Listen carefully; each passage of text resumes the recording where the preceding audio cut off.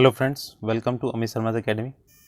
आज हम बिहार तथ्य संग्रह का पार्ट 3 करने वाले हैं, फोर्थ वाला, जो इसमें रहेगा आपका मॉडर्न हिस्ट्री का। ठीक है, तो इसमें मॉडर्न हिस्ट्री का पहला पार्ट होगा। इसमें 2 पार्ट आएंगे आपका। और इससे पहले मैंने प्लेलिस्ट बना दी है आपका, एक बार चैनल पर विजिट कीजिएगा। काफ़ी सारी प्लेलिस्ट बनी हुई है, MCQs फॉर्म भी कराया है मैंने, और ये आपका वन लीनियर फॉर्म है। तो जितना आपका इंपॉर्टेंट MCQs है उतना ही ये वन लीनियर वाला भी है, सारे फैक्ट्स हैं इसमें। तो अगर वीडियो अच्छा लगे तो प्लीज़ लाइक शेयर सब्सक्राइब कीजिएगा। आधुनिक भारत के इतिहास में आप देखेंगे 5 पार्ट हैं इसके। पहला है यूरोपीय कंपनियों का प्रवेश, दूसरा जनजातीय विद्रोह, तीसरा है 1857 की क्रांति और बिहार, और चौथा राष्ट्रीय आंदोलन और बिहार, और 5वां है आपका पृथक बिहार का गठन। तो पहला देखते हैं यूरोपीय कंपनियों का जो प्रवेश है वो देखते हैं। बिहार में सर्वप्रथम पुर्तगाली आए, जो हुगली से पटना नाव द्वारा व्यापार करते थे। वे पटना से सोरा, सूती वस्त्र, चीनी मिट्टी के बर्तन और मसाले आदि प्राप्त करते थे। और 1632 ईस्वी में पटना कॉलेज की उत्तरी इमारत डचों ने अपना व्यापारिक केंद्र स्थापित किया। डचों की अभिरुचि सूती वस्त्र, सोरा आदि में थी। नेक्स्ट है इसका 1632 ईस्वी में पटना में कॉलेज की उत्तरी इमारत डचों ने अपना व्यापारिक केंद्र स्थापित किया। डचों की अभिरुचि सूती वस्त्र, सोरा आदि में थी। अंग्रेज 1620 में पटना के आलमगंज में अपना व्यापारिक केंद्र स्थापित किया, लेकिन वह 1621 में बंद हो गया। उन्हें व्यापारिक केंद्र स्थापित करने की जो सफलता थी, वास्तविक सफलता 1651 में मिली थी। अंग्रेज यात्री पीटर मुंडी 1632 में बिहार आया था।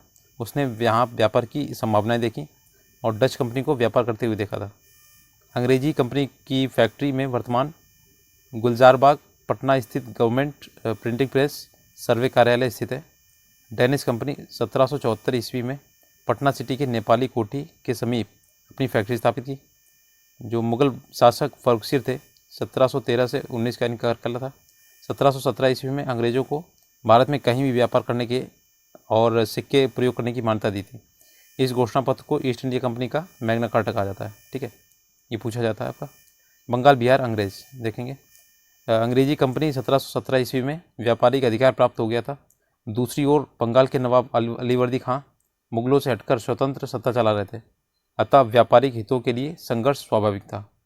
नेक्स्ट है 1756 में अलीवर्दी की मृत्यु के बाद उसका नाती सिराजुद्दौला नवाब बना, और 23 जून 1757 ईस्वी को अंग्रेजों ने सिराजुद्दौला के मध्य प्लासी की लड़ाई हुई, जिसमें सिराजुद्दौला पराजित हो गया था। इसमें क्या होता है, उसके बाद मीर जाफ़र को कठपुतली नवाब बनाया था अंग्रेज़ों ने, और 1760 में मीर जाफ़र की जगह उसका दामाद था मीर कासिम, उसे नवाब बनाया था फिर इसे टके। तो मीर कासिम ने अंग्रेज़ों के हस्तक्षेप को कम करने के उद्देश्य से अपनी राजधानी को मुंगेर स्थानांतरित कर दिया था। स्थानीय व्यापारियों पर से करों को समाप्त कर दिया। उसने ब्रिटिश व्यापारियों को परेशानी होने लगी। अंग्रेज़ों ने 1763 ईस्वी में मीर कासिम को हटाकर फिर से मीर जाफ़र को पुनः नवाब बना दिया था। और 1763 में मीर कासिम जो था भागकर पटना आया। पटना में उसने अंग्रेजी फैक्ट्री पर अधिकार कर लिया। इसके बाद वह अवध के नवाब शुजाउद्दौला और मुग़ल बादशाह जो थे वो शाह आलम द्वितीय से मिला, और तीनों संयुक्त सेनाओं ने अंग्रेजी हेक्टर मुनरो के नेतृत्व में 22 अक्टूबर 1764 को बक्सर का युद्ध हुआ, और इस युद्ध में तीनों सेनाओं जो संयुक्त सेनाएं थी वो उसकी पराजय हुई। 12 अगस्त 1765 ईस्वी को इलाहाबाद की संधि हुई। इसके तहत मुगल सम्राट शाह आलम द्वितीय को 26 लाख रुपए वार्षिक के बदले ईस्ट इंडिया कंपनी को बिहार, बंगाल और उड़ीसा की दीवानी यानी लगान वसूली का अधिकार देना पड़ा। इस युद्ध से इन्हें ये नुकसान हो गया था। और 1766 ईस्वी में पटना स्थित अंग्रेजी फैक्ट्री के मुख्य अधिकारी मिडलटन को राजा धीरज नारायण और राजा सिताब राय के साथ एक प्रशासनिक मंडली का सदस्य बनाया गया। 1767 ईस्वी में धीरज नारायण को हटाकर सिताब राय को कंपनी का द्वारा नायाब दीवान बनाया गया था। 1717 बंगाल बिहार के क्षेत्र पर भीषण अकाल पड़ा।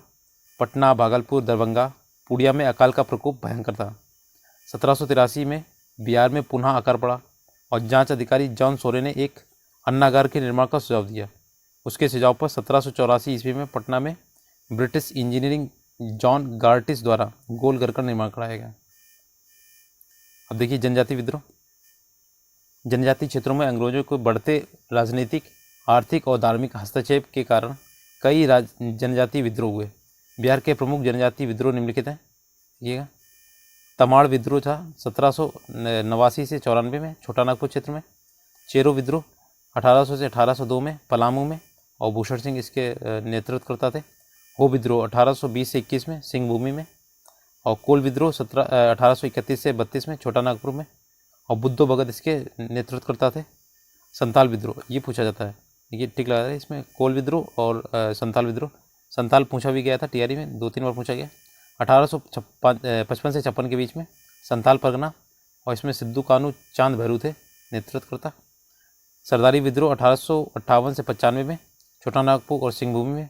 मुंडा विद्रोह 1895 से 1900 में छोटा नागपुर में, बिरसा मुंडा इसके नेतृत्व करता है। और ताना भगत आंदोलन ये 1913 से 14 में गुमला में हुआ था, जतरा भगत। तो इसमें आपके इंपॉर्टेंट जो है कोल है, संथाल, मुंडा और ताना भगत है। और एक आपका चेरो वाला पूछा जाता है, तो ये याद रखिएगा। संताल विद्रोह देखिए 1857 की क्रांति के तुरंत पहले ये विद्रोह भागलपुर के राजमहल तक के क्षेत्र में हुआ था। इसे दामन को के नाम से भी जाना था, ठीक है, ये याद रखिएगा। ये जनजातीय शोषण के विरुद्ध प्रथम सशक्त जनजातीय विद्रोह था। इस विद्रोह का कारण बाहरी लोगों ये दीकुओं द्वारा शोषण, मांझी व्यवस्था और पराय पंचायत व्यवस्था में परिवर्तन आदि था। इस विद्रोह का नेतृत्व सिद्धू कानू चांद भैरू ने किया था। नेक्स्ट है, ये विद्रोह जो था इसका जो असफल रहा था, लेकिन इसके परिणाम स्वरूप संथाल परगना काश्तकारी अधिनियम 1869 संथाल परगना एवं मांझी व्यवस्था को मान्यता दी गई थी। मुंडा विद्रोह देखिए, जनजातीय विद्रोह था, इसमें सबसे सशक्त जनजातीय विद्रोह कहा जाता है। विद्रोह की व्यापकता के कारण इसे उलगुलान विद्रोह के नाम से भी जाना जाता है। इस विद्रोह का कारण दीकुओं का शोषण, कुटकटी व्यवस्था में परिवर्तन और धार्मिक मामलों में हस्तक्षेप आदि था। इस विद्रोह का नेतृत्व बिरसा मुंडा जी ने किया था, और उन्होंने आनंद पांडे से वैष्णव धर्म की दीक्षा ली थी। तो पूछते हैं इनके गुरु कौन थे? आनंद पांडे। और उन्होंने स्वयं को सिंह बोगा का अवतार बताया था। उन्होंने आचरण शुद्धता, आत्म सुधार और एकेश्वरवाद का उपदेश दिया था। इस विद्रोह का तीव्र रूप जो था 1899 ईस्वी में हुआ, जब कई स्थानों पर अंग्रेजों को हराया गया था। 3 फरवरी 1900 ईस्वी को बिरसा मुंडा को गिरफ्तार कर लिया गया, और 9 जून 1900 को हैजा के कारण उनकी मृत्यु हो गई थी। विरुद्ध के परिणाम स्वरूप खुटखटी व्यवस्था जो थी पुनः लागू हुई, और छोटा नागपुर काश्तकारी अधिनियम 1908 पारित हुआ था। नेक्स्ट है बहावी आंदोलन। इसमें 1857 की इससे पूर्व भी आंदोलन हुए थे। तो बहावी आंदोलन के जो प्रवर्तक हैं अब्दुल अल बहाव थे। उन्होंने अरब क्षेत्र में इसको प्रारंभ किया था। ये क्वेश्चन आया था तैयारी में। इसमें भारत में कौन थे? तो सैयद अहमद बरेलवी थे।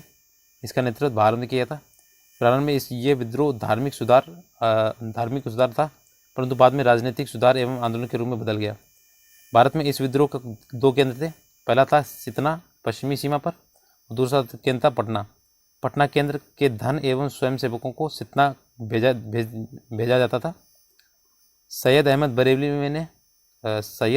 बरेलवी ने पटना में 4 प्रतिनिधि चुने: इनायत अली, विलायत अली, फरहत अली और मोहम्मद हुसैन। बंगाल का फराइजी आंदोलन बहावी आंदोलन से ही प्रेरित था। बहावी आंदोलन के दमन के लिए 1863 में अम्बाला तथा 1865 में पटना अभियान चलाया गया। बहावी नेताओं को कारावास और तथा मृत्युदंड की सजा सुनाई गई थी। अंततः आंदोलन दबा दिया गया था। और नेक्स्ट है नौनिया विद्रोह। ये कैसे हुआ था देखिए। बिहार के सोरा उत्पादक वर्ग नौनिया द्वारा ये विद्रोह किया गया था, और सोरा का उपयोग बारूद बनाने में किया जाता था। बिहार में सोरा उत्पादक मुजफ्फरपुर, सारण, हाजी और पूर्णिया आदि क्षेत्रों में होता था। तो बिचौलिए जो होते थे कच्चा सोरा ब्रिटिश कारखाने को देते थे तथा मुनाफा स्वयं रख लेते थे। परिणाम स्वरूप नौनिया समुदाय ने गुप्त रूप से सोरा बेचना शुरू कर दिया। अंग्रेजों ने इस पर रोक लगाई, जिसके विरुद्ध नौनिया समुदाय ने विद्रोह कर दिया। अंततः अंग्रेजों द्वारा विद्रोह को दबा दिया गया। नेक्स्ट है लोटा विद्रोह। तो ये आपका एक मुजफ्फरपुर की जेल के कैदियों द्वारा किया गया था। जेल में कैदियों को पीतल का लोटा दिया जाता था। बाद में सरकार ने मिट्टी का लोटा देने का निर्णय लिया।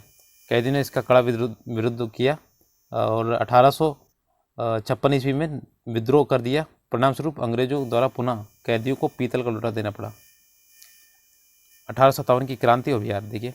बिहार 1857 की क्रांति 12 जून 1857 को देवघर जिले के रोणी गांव से 32वीं इन्फेंट्री रेजिमेंट के सैनिकों द्वारा विद्रोह हुआ था। इस विद्रोह में लेफ्टिनेंट नॉर्मन लेस्ली और सर्जेंट डॉक्टर ग्रांट मारे गए थे।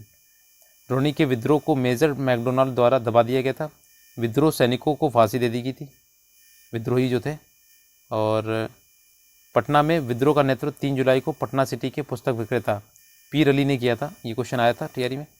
अफीम एजेंट डॉक्टर आर लॉयन मारा गया, परंतु कमिश्नर टेलर ने विद्रोह को दबा दिया।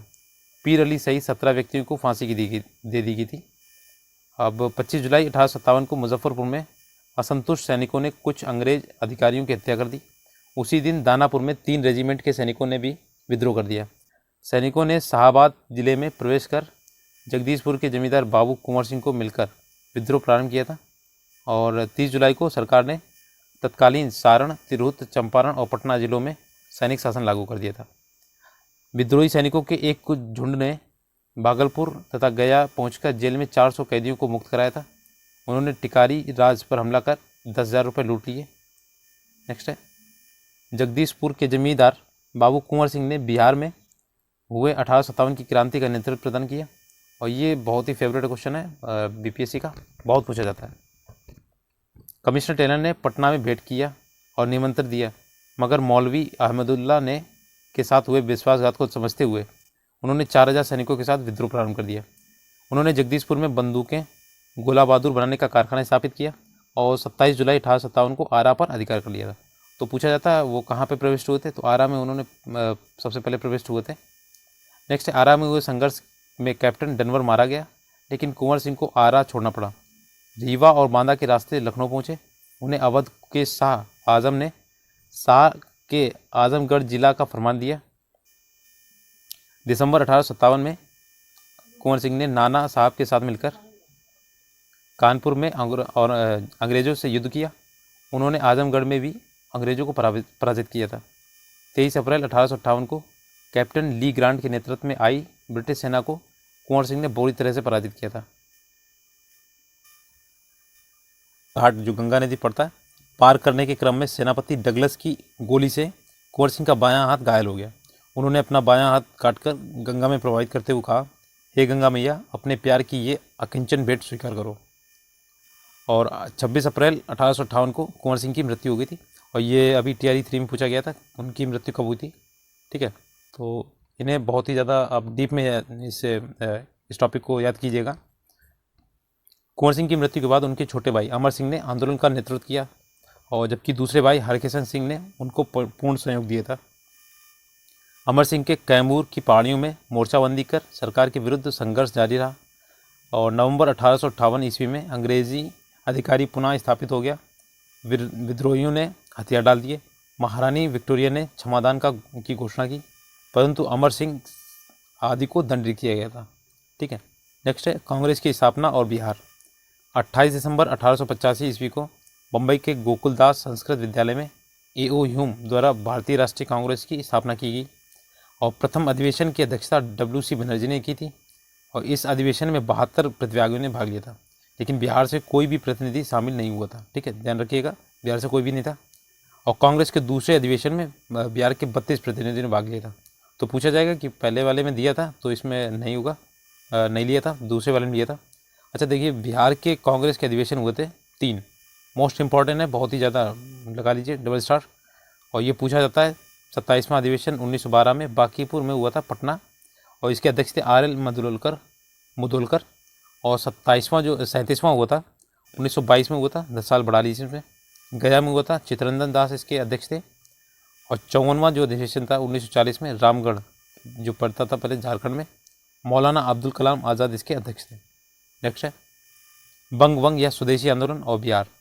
बंगाल विभाजन की घोषणा 20 जुलाई 1905 ईस्वी को तत्कालीन वायसराय लॉर्ड कर्जन ने की थी, और 16 अक्टूबर 1905 ईस्वी को प्रभावी हुआ था ये। और विभाजन के विरोध में संपूर्ण देश में बंग विरोधी आंदोलन शुरू हो गया। और बंगाल के विभाजन के विरुद्ध में बिहार में प्रधानाध्यापक सतीश चंद्र चक्रवर्ती की प्रेरणा से 16 दिसंबर 1905 को दरभंगा में रक्षाबंधन मनाया गया था। ठीक है, नेक्स्ट है विरोध को सशक्त बनाने के लिए बिहारी स्टूडेंट कॉन्फ्रेंस की स्थापना 1906 में की गई। और बंगाल जो विभाजन था 1911 में रद्द हो गया था। ठीक है, नेक्स्ट है मुजफ्फरपुर जो बम कांड हुआ था। मुजफ्फरपुर में 30 अप्रैल 1908 को खुदीराम बोस और प्रफुल्ल चाकी और जज किंग्सफोर्ड की हत्या का प्रयास किया गया। उन्होंने गाड़ी पर बम फेंका, लेकिन गाड़ी में प्रिंगले कैनेडी की पत्नी और पुत्री थी और उसमें उनकी मृत्यु हो गई।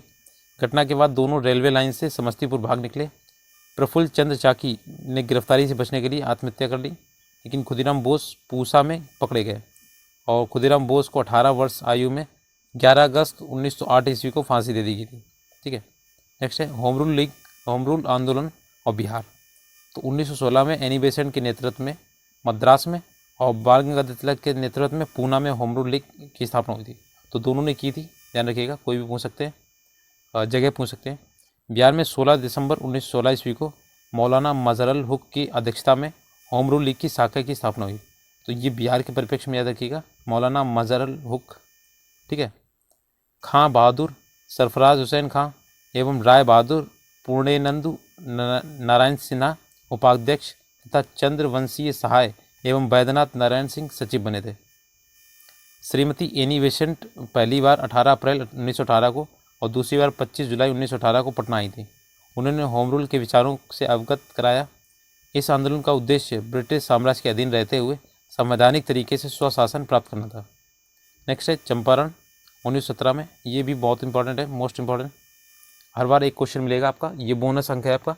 ठीक है, चंपारण में किसानों के तीन कट्ठिया जो पद्धति थी ये प्रचलित थी उसमें, और इसके तहत किसानों को प्रत्येक 20 कट्ठे में से 3 कट्ठे नील की खेती करनी अनिवार्य थी। नेक्स्ट है, इस व्यवस्था से के प्रति किसानों में काफ़ी आक्रोश था, क्योंकि नील की फसल भूमि को बंजर बना रही थी, वहीं आर्थिक रूप से शोषक भी थी। 1916 ईस्वी में कांग्रेस के लखनऊ अधिवेशन में मुरली भरवा गांव में राजकुमार शुक्ल ने इस समस्या पर कांग्रेस के नेतृत्व का ध्यान आकर्षित किया। ब्रज किशोर प्रसाद ने एक प्रस्ताव पेश किया। राजकुमार शुक्ल ने महात्मा गांधी जी को बिहार आकर किसानों की समस्या सुनने के लिए निमंत्रण दिया था। गांधी जी कलकत्ता से 10 अप्रैल 1917 ईस्वी को पटना पहुंचे और 15 अप्रैल 1917 को ईस्वी को वह चंपारण यानी मोतिहारी पहुंचे। उन्होंने प्लांटर्स एसोसिएशन के सचिव J.M. विल्सन से जांच कार्य में सहयोग करने को अनुरोध किया। नेक्स्ट, चंपारण के जिला मजिस्ट्रेट W.J. हार्डकॉक ने 16 अप्रैल 1917 ईस्वी को गांधी जी के चंपारण छोड़ने संबंधी अधिसूचना जारी की। धारा 144 के उल्लंघन के आरोप में उन्हें गिरफ्तार कर लिया गया। बाद में 21 अप्रैल 1917 ईस्वी को उन्हें रिहा कर दिया गया था। नेक्स्ट है, गांधी जी ने स्वतंत्र जांच कर 13 मई 1917 को अपनी जांच रिपोर्ट बिहार उड़ीसा के मुख्य सचिव को सौंप दी। परिणाम स्वरूप कृषकों की स्थिति की जांच के लिए चंपारण एग्रेरियन समिति का गठन किया गया। इस समिति के अध्यक्ष मध्य प्रदेश के आयुक्त F.G. स्लाई थे तथा महात्मा गांधी, L.C. आदामी, राजा हरिहर प्रसाद, नारायण सिंह और डॉक्टर J.D. रीड और G.N. रैनी आदि इनके अन्य सदस्य थे। समिति ने अपनी रिपोर्ट में 3 कट्ठिया पद्धति प्रणाली समाप्त करने की अनुशंसा की। इस प्रकार गांधी जी द्वारा भारत में प्रथम सत्याग्रह का प्रयोग किया गया था। तो ये पूछा जाता है, गांधी जी का प्रथम सत्याग्रह कब हुआ था। चंपारण सत्याग्रह में गांधी जी के प्रमुख सहयोगी जो थे, देखिए, राजेंद्र प्रसाद, ब्रजकिशोर प्रसाद, अनुग्रह नारायण सिंह और धरणीधर, मजहरुल हुक, राजकुमार शुक्ल, रामनवमी प्रसाद और शंभू शरण। चंपारण सत्याग्रह गांधी जी द्वारा भारत में चलाया गया प्रथम सत्याग्रह था। इससे पहले उन्होंने अफ्रीका में चलाया था, दक्षिण अफ्रीका में, ये पहला था। नेक्स्ट देखिए, चंपारण सत्याग्रह से प्रेरित होकर जून 1919 ईस्वी में मधुबनी जिले में किसानों ने स्वामी विद्यानंद के नेतृत्व में दरभंगा राज के विरुद्ध आंदोलन कर दिया था। अब देखिए नेक्स्ट, किसान सभा 1922-23 में मुंगेर में शाह मोहम्मद जुबैर की अध्यक्षता में किसान सभा का गठन हुआ। श्री कृष्ण सिंह इसके उपाध्यक्ष हुए और सिद्धेश्वरी चौधरी और एवं नंद किशोर सचिव हुए थे। इसके नंद किशोर सिंह सचिव थे। 1928 में स्वामी सहजानंद सरस्वती ने बेहटा पटना में औपचारिक किसान सभा की स्थापना की। नवंबर 1929 ईस्वी में सोनपुर मेले में स्वामी सहजानंद सरस्वती की अध्यक्षता में विधिवत प्रांतीय किसान सभा की स्थापना की गई। इसके सचिव श्री कृष्ण सिंह थे। और बिहार किसान आंदोलन में कार्यानंद शर्मा, राहुल सांकृत्यायन, पंचानंद शर्मा, यदुनंदन शर्मा आदि नेता शामिल थे। तो ये सारे नाम इंपॉर्टेंट है, पूछे जाते हैं। बिहार प्रांतीय किसान सभा का दूसरा अधिवेशन पुरुषोत्तम दास टंडन की अध्यक्षता में 1934 में हुआ। तीसरा अधिवेशन स्वामी सहजानंद सरस्वती की अध्यक्षता में 1935 में हुआ हाजीपुर में। तो ये तीनों अधिवेशन जो हुए हैं उसके पूछे जाते हैं अध्यक्ष कौन रहे थे। नवंबर 1936 ईस्वी में कार्यानंद शर्मा के नेतृत्व में मुंगेर के बड़ैया ताल में बिहार प्रांतीय किसान सभा में जमींदारी उत्पीड़न के विरुद्ध संघर्ष किया। 11 अप्रैल 1936 ईस्वी को लखनऊ में स्वामी सहजानंद की अध्यक्षता में अखिल भारतीय किसान सभा का गठन हुआ। इसके सचिव NG रंगा थे। नेक्स्ट है, किसान सभा का मुख्य उद्देश्य किसानों की समस्या को राष्ट्रीय स्तर पर लाना था तथा उसका समाधान करना था। तो देखिए पहले इसमें कौन कौन से अध्यक्ष हुए थे और कहाँ कहाँ पर ये हुआ था। प्रथम था सोनपुर में 1929 में और इसके अध्यक्ष थे स्वामी सहजानंद सरस्वती। दूसरा जो हुआ था गया में हुआ था 1934 में, जिसके पुरुषोत्तम दास टंडन जी थे अध्यक्ष। तीसरा हुआ था हाजीपुर में 1935 में, तो इसमें फिर से स्वामी सहजानंद सरस्वती इसके अध्यक्ष बने थे। प्रमुख नेता देख लीजिए, यदुनंदन शर्मा जो थे वो गया के थे, कार्यक्षेत्र इनका। यमुना कायरी दरभंगा सारण से। राहुल सांकृत्यायन अनवारी या अंबारी सिवान से। कार्यानंद शर्मा ये आपके मुंगेर बड़ैया ताल से। ठीक है, तो ये पहला पार्ट आपका कंप्लीट हो गया। इसके दूसरे पार्ट में जो बचा हुआ है ना आधुनिक भारत का इतिहास, वो करा देंगे। अगर आपको वीडियो अच्छा लगा तो प्लीज़ लाइक शेयर सब्सक्राइब कीजिएगा। आप लोग चैनल को सब्सक्राइब नहीं करते हैं, बस वीडियो देख लेते हैं, और थोड़ा सपोर्ट दिखा दीजिएगा। बाकी इसकी प्लेलिस्ट बनी हुई है आपके इसमें चैनल में, एक बार विजिट कीजिएगा। इसकी MCQs फॉर्मेट भी मिल जाएगा आपका BR स्पेशल का। ठीक है, घटना चक्र का। धन्यवाद।